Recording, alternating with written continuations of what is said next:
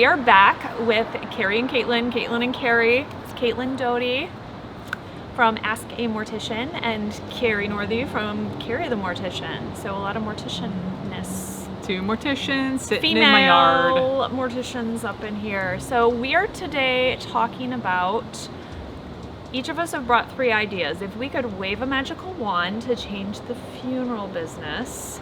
Unfortunately, I had 45 ideas, but Kari told me I could only pick 3. So we're gonna say what we would like to change about the business, or idealistically, what we would want to do to change. So I'm gonna let you go first. Okay, number 1, I'm just gonna dive right in there with a controversial one, especially for this channel. Yeah. Is I would like embalming to be a specialty and a technology for the funeral industry. I would like it to see it be less de facto. Okay. So there are a lot of times that I think embalming can be very valuable as a process. Heavy reconstruction work being one of them. Funeral is 3 months from now would be another one. Body traveling anywhere, going overseas, going on a train, going on a plane. If a family is coming into a funeral home and they're doing a small viewing in 2 days, does that body need to be embalmed? I would argue no, because it's expensive and because it involves pretty heavy chemicals. And a family can still choose it, I have no problem with that, but do they know they have the ability to refuse?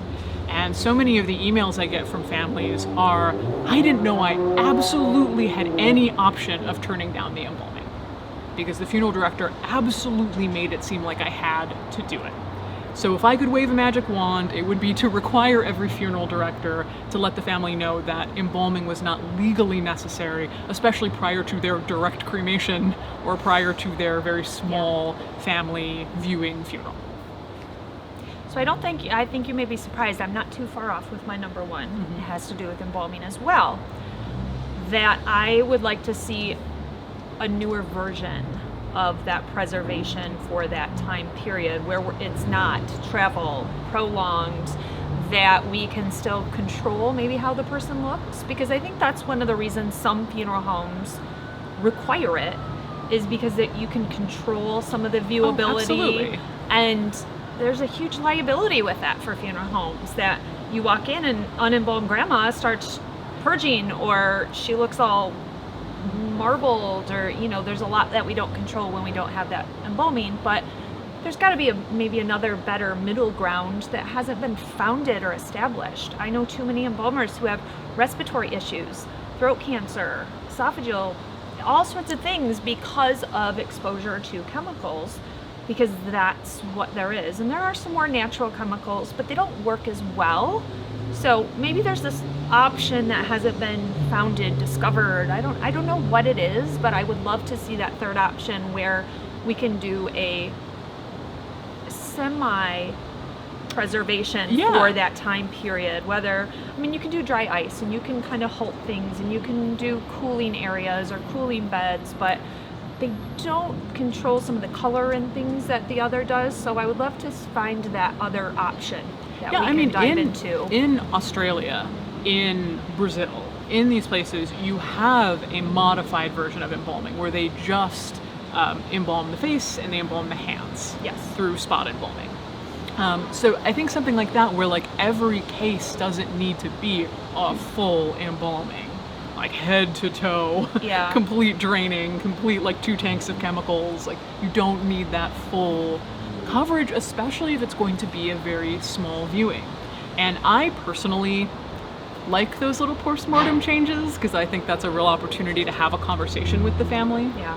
And if you have a really open dialogue and you don't come at it from, they're gonna hate this, they're gonna sue me mindsets, that's a really open, interesting dialogue you can have with the family, and they can handle it if you give them that dignity of the truth and what's happening. But I think that's a smart idea. Like, could we teach a midway embalming point that is not as aggressive, and the full embalming is not there for every single family that walks in the door? Right. I think part of the embalming that's most important is not even that injecting, but it's the setting of the features and doing that part really well, because that's what a lot of people say, that doesn't look like my loved one because their mouth is all wanky or their eyes are funky, or that part, focusing on training that part and doing a small preservation for a shorter term to get you through those few days maybe. No one's opening the casket 20 years later. No. Most likely, to see how deeply you preserved the body. Yeah. What's your number? Oh, that was your number one. That was my number kind one. Of the same. It really wow. was. I think she might be surprised. Embalming was one that I thought I would. No, I'm not. I feel like you're measured. Yeah. In your relationship with embalming and with all disposition options. Yeah, I do. Okay, number 2 for me is the government should be paying for funerals. Should be paying for more funerals than they do. The government, especially the federal government, helps not at all. And the funeral industry, I'll be less ranty here, but the funeral industry is kind of the only industry where you're required to use it. You can't get around it in a lot of ways. Death and taxes. But it's a private business. So the government is forcing you to go to a private business and spend quite a lot of money, often unexpectedly. And the government needs to step up and say, we are going to help you. And I'm not talking about the government gives you $10,000 to have a horse-drawn hearse go down the street, but for a simple cremation, simple burial, you should be able to either get that no matter who you are, or you should be able to apply and have that given to you. And some states do it individually. They'll give you $300 here, $200 here. We know that doesn't cover anything. No. The printing of the death certificates, that even doesn't cover. So yeah, that's what I would like to see. I would like to see if we gotta die, you have to take care of your citizens who cannot afford to bury or cremate. So I'm going to say, before this video, Caitlin and I said, let's do another video. How about we talk about 3 things we'd want to see change? And then we took a potty break and reconvened. We have not talked. And my number 2 is literally having money not be part of it. At all. That's even more rebel. I wasn't even going there, so, but I'd appreciate that. I have idealistically always said I wish money would not be part of a choice of disposition. Because even a direct burial, you still have all the cemetery fees and then a vault if it's required. So even doing a direct burial is quite expensive, where a direct cremation then is going to be your lesser cost. So a lot of people are drove to that because it's the least amount of money they would ever have to pay out. And like you said, somebody dies, hey, I have mom's body here, I have to do something with it, or I abandon her at a morgue and all the somewhere. Guilt and shame that comes with that for families to have the because we want the government to, and this is maybe not what you're saying, but for me personally, we want the government to offer you money. You don't want the government to be like, okay, I'll take mom and you can't have her ashes, right? Or you can't visit the grave. We've just taken her away because you were too poor. We're not going to tell you handle where she this. is. Imagine she's in a mass grave. The shame from that is so heavy. And there's people who do that on purpose, but the people who have no choice in it is horrible. So I don't know that it's the government has to pay for it. I don't know who else would be paying us then, but I would love I would love that things were no cost, or that everything was the same cost. Okay, it's $1,000 or whatever the amount is. I know that doesn't even pay to turn on lights at some buildings, but that you can walk in and say, this is what I want, and someone else can come in and say, this is what I want, and it's the same price. I hate to see that we have to take a basic cremation and make it the same price up, but I would like to see where we bring down and have this middle. But I like also that thought that you're forced to do this thing almost because people die and it's not really your choice, and then you have to pay money for doing that you might not always have. I get that question a lot. What do you do when somebody has no money? That's one of the biggest questions I get. Yeah.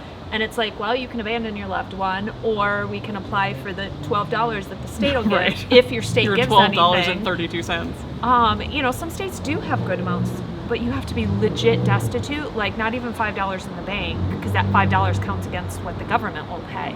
And it's that, oh, great, you have to go through this successful life, but then if you want to go to a nursing home, you then have to be poor Right. to be able to get state aid. So there's this imbalance, I feel like, within the economy of growing older, dying, and all of that. So I would like to see that all in a bowed package where it's not a factor.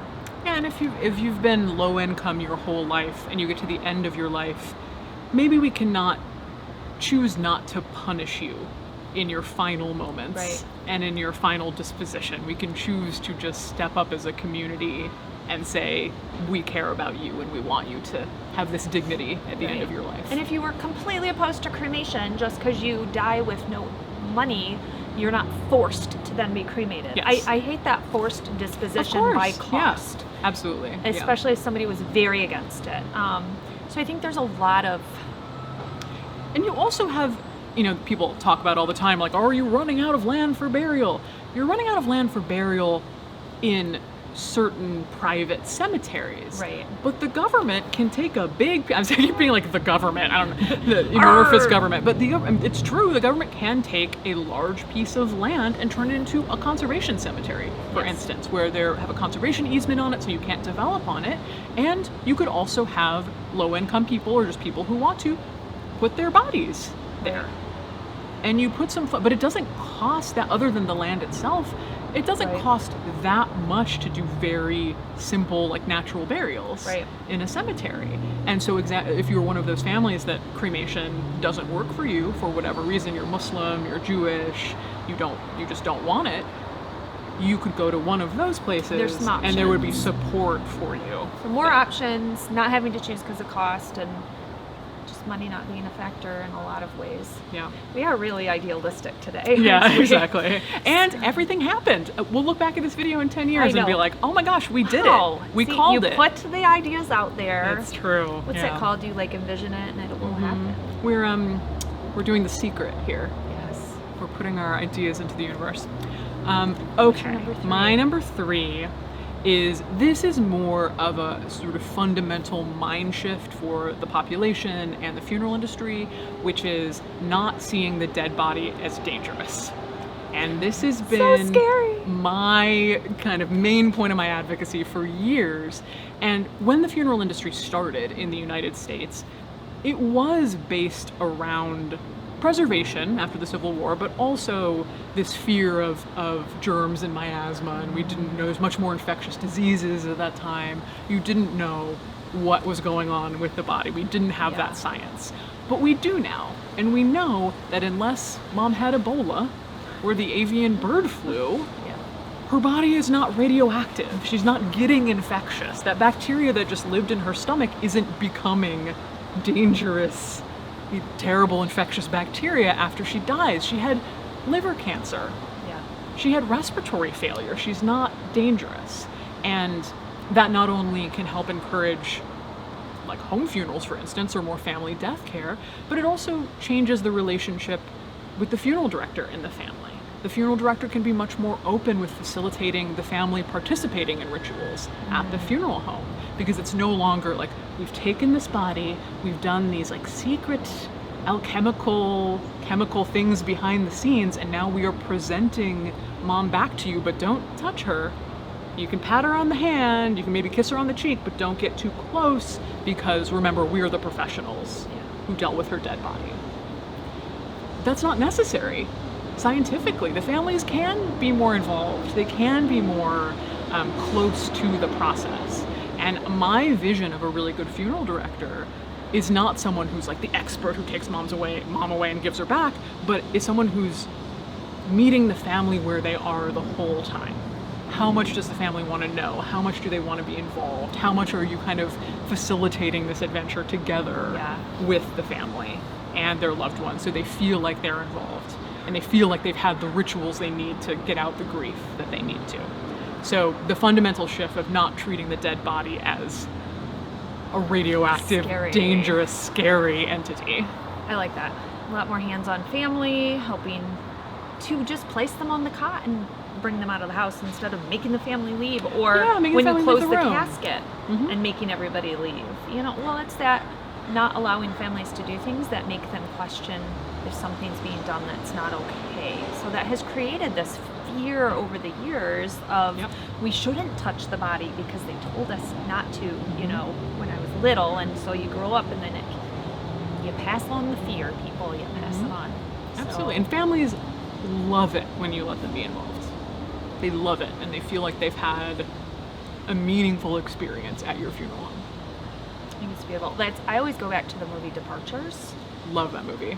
Because that to me was such a changing point in looking at going to the home and bringing someone into the care of the funeral home and thinking about with direct cremation, things where they are sending them with you and they're not really seeing them again if they choose, and they're not, and making that more of the ceremony, like it's more of what you're doing there. And do you want to help me wrap up your loved one and place them on the cot? Do you want to be more hands-on with some of this?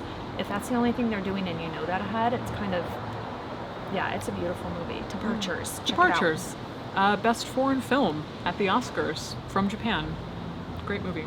It is good. All right, and cried a lot. The first time I saw that movie, I just sobbed. Yeah.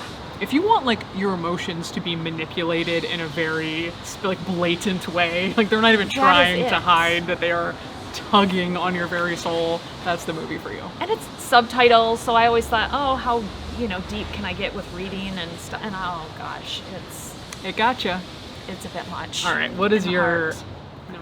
So my third has to do not with families, not with deceased, but more so how the business rolls forward in terms of mentorship and the generations. I would love that there is this beautiful built-in structure of passing on the business sides, hearing each other, because I feel like right now the industry is battling itself in terms of the old versus the new. And it's not even just age old to new, because we have a lot of second career people that go into this, but it's more so that people going in want to stand their ground and they don't want to hear the older generation who's been through it, and the older generation doesn't want the young generation and all their piercings or their piercings and their green burial ideas. They're all progressive things because they've learned from these crazy YouTubers of us all the different ideas. But it's good, it's bringing new ideas. But when you've done something for so long, you get in these ruts. So both sides build up these walls and they don't want to hear each other. And so then you have somebody who gets all this interest because, hey, I watched your video, Kari, and I just love the business and I've always wanted to do this and I think I'm going to go for it. And I tell them, go shadow at a funeral home. And they go to 22 different funeral homes and everyone says, no, no, no, because they don't want to take the time.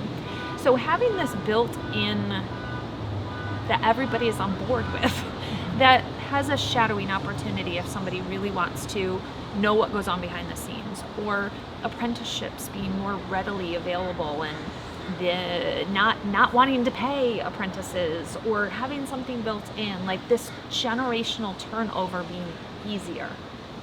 Because like you said, this is an industry that people have to use, and I hate calling it an industry, but it is. It's a business that everybody has to use. Somebody dies, you have to go to it. Like, it needs to be a really good part of our communities, not this business that's dying out in a community because this person doesn't want to turn it over to anybody, or it's so archaic that when someone comes in and says, I would like to know about your green burial, and they say, we don't do that because I don't know anything about it, because I've done the same thing for 60 years. So it's building in that turnover. I would like to see that. Yeah. There would be a great smooth built-in transition there for business and for knowledge, and that both sides are learning from each other, whether it's with that mentorship or whether it's just, I'm not sure what that looks like, but that part of the business frustrates me because I see it from both sides, because I work with students a lot and I see these older generations that are ready to sell, but they don't want to turn it over because I don't like their thoughts, and then they say, well, they won't listen to me, and it's like arguing with your mom or dad, like when you were 12 or 16, and I see that going on. Yeah, and I think that your channel is a really nice bridge between those. And I think you do that really well, and you should continue doing that. So if this is the change you want to see, as you've stated, Here I come. that's you. Yeah. It's certainly not me, because I'm the, I think it's interesting because I've had 10 years of being a public figure to think about these things and reckon with them. And from the beginning, when I started with my public advocacy about the changes that I wanted to see in the funeral industry, I was sort of naively hoping for a conversation. I was like, they'll see that I'm so well-intentioned and that I have such good ideas and ideals, and certainly we can have, and that has, no, for many, many people that has proven to be the case. There are a lot of people who, maybe they're an embalmer, but they also love green burial, or they want to see all this information out there, but they also mostly do burials at traditional cemeteries. Yeah. There are absolutely a ton of people in the middle, but just like politics, the polarized opinions So true. kind of get the most weight because they're fighting with each other, right? Yeah. The extremes. The extremes. And I'm in the industry, I might be on the very extreme, but I'm still in the industry, which puts me far more to the center with all of the people that I work with, like green burial movement people, death doulas. I'm actually, the fact that I own a funeral home Right. puts me back into, so for some of them, I'm too much like working with the man type That's thing. so true. So you Yeah. have all these different worlds that you're potentially in. But I think fundamentally what you're talking about people who are older don't want to feel disrespected in their wisdom and their knowledge from all of these years of working with families Yeah. and understanding the psychology and understanding traditions that people have. They don't want to feel like you're in being like, middle fingers up, I don't care, old man.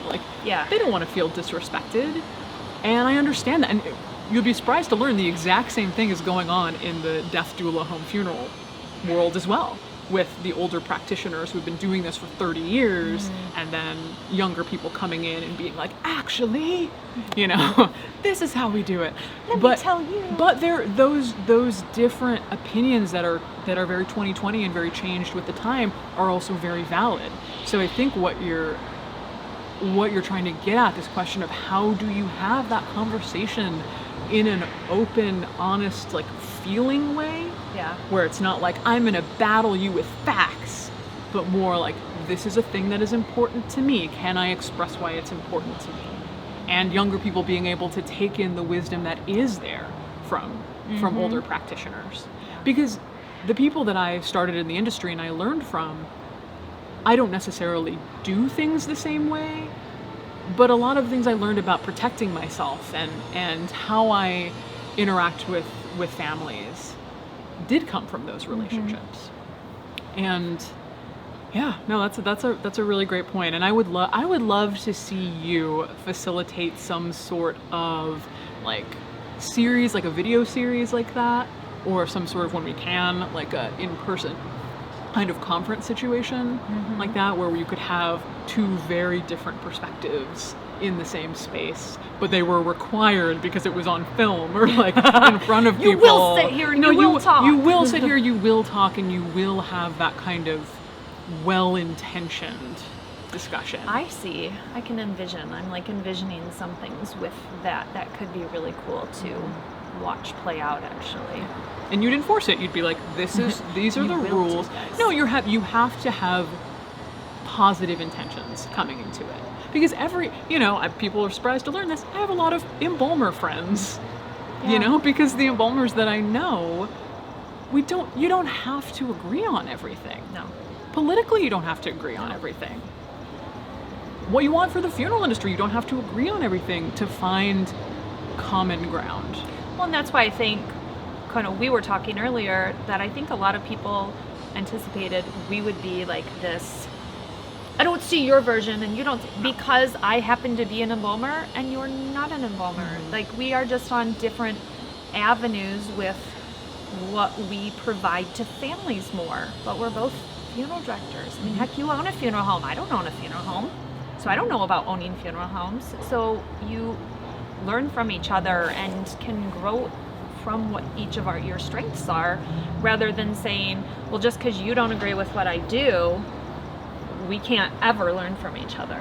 And that's very frustrating, I think, seeing that happen within our industry, that we have to try to discredit and try to be against and try to do that, rather than say, it's not my choice, but I really want to learn from you, or I always tell students, every opportunity you can learn good and bad. Even if it's not something you're going to do because it appears wrong, you're still learning what road not to go down, or what road might be actually better than your road if you open yourself up to that opportunity. Some of the best lessons I've learned in my life are what I don't want to do. Yes. From negative experiences, or just experience that I was like, not for me. Not what I would do at my funeral home. Yeah. Yeah. But no, I completely agree. And I think that what people need to understand is that our jobs, I mean, we actually both do YouTube, so very specifically the same job. But other than that, our jobs are, I own a small green funeral home in Los Angeles where we don't embalm. And we'll facilitate an embalming for you, but for the most part, we don't embalm. And you are a trade embalmer. And those things are very different. And I think that we're facing an industry in the next 10 years, 20 years, where that fractionalization will continue. It will continue to move into different specific things that work for a specific community, whether it be an ethnic community, a religious community, a environmentalist community, a more traditional community, whatever it is, you're going to see those fractions happening, or those breakaways happening. And so, not everybody has to be an embalmer. Not everyone has to know how to shroud a body for a green burial. Not everybody has to know these specific things. And when I meet a trade embalmer, I just consider that someone who's doing something very different to me. And you being a trade embalmer doesn't threaten what I do at all. Right. In any way. I'm not standing out in front of your business, passing out my... Yeah.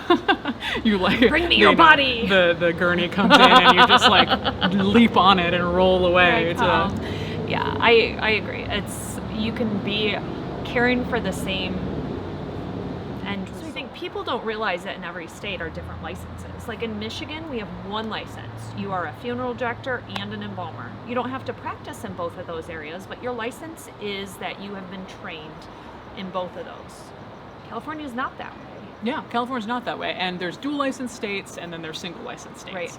And I personally think it should be more dual license states, where if you want to pursue embalming, that's an option that you have. That's an offshoot. I know that some more traditional people think that embalming is fundamentally a part of being a funeral director.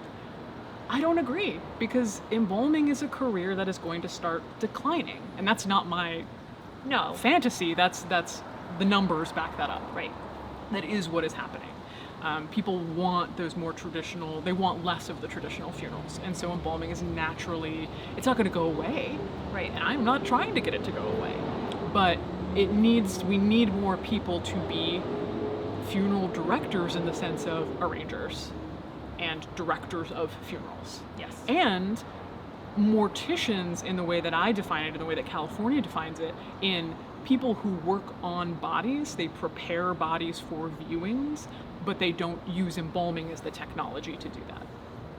So my personal thing is that I think that we've kind of gone way off track from the original. Okay. Although this is another thing. This is my number 4 for thing I want to change in the industry is I think we should have more dual license states. And those laws should change to support the people who don't see a 2-year embalming apprenticeship as feasible to them for a technique that they're not actually interested in pursuing. Yeah. In California, it's a combination. I don't know if it's changed exactly, but it's a combination of years and bodies that you have to do.